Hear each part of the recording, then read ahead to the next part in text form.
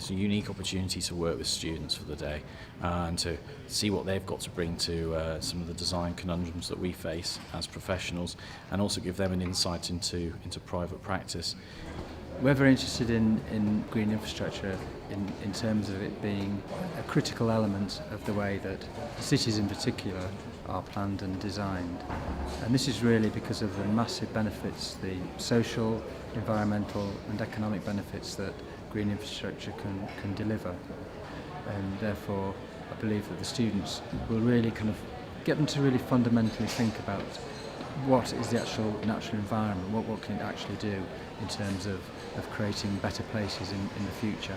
It's really important that students understand not just the idea of green infrastructure, but the reason why it's called that, to bring it parity with other kinds of infrastructure like transport and energy and so on.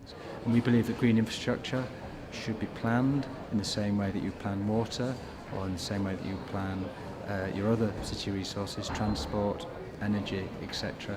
And green infrastructure should just be a component, a critical infrastructure.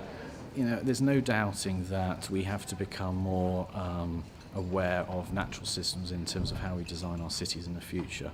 But it's not a case of plastering all of our streets and buildings in and trees and green walls. It's a case of looking at things in a more intelligent way. I think a lot of it's really obvious, but it's not something you often think about.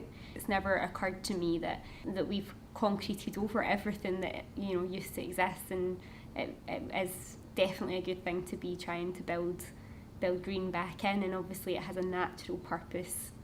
The presentation was about how it can clean the environment through air quality, also enhance our lifestyle.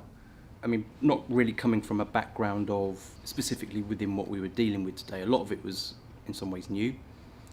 So there was a lot of new ideas that I'd never really thought about as important. And that's a key thing which Albert pointed out as well, that landscape is not just about aesthetics. Mm-hmm.